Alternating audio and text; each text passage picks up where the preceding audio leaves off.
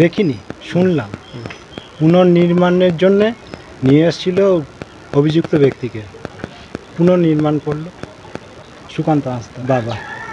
Police ওই আসামিকে এনেছিল, যে সেদিনের ঘটনা কিভাবে ঘটিয়েছিল, মানে একটা কাঠের পুতুলও এনেছিল। আমাদেরকে অত কাছে তো যেতে দেয়নি, দূর থেকেই আমরা দেখলাম যে দিয়ে ওই কিভাবে ঘটনাটা মানে মেরেছিল, কীভাবে কীরকম ছুরি চালিয়েছিল ওগুলো দেখালো লক্ষ্মীনারায়ণ হাঁসদা।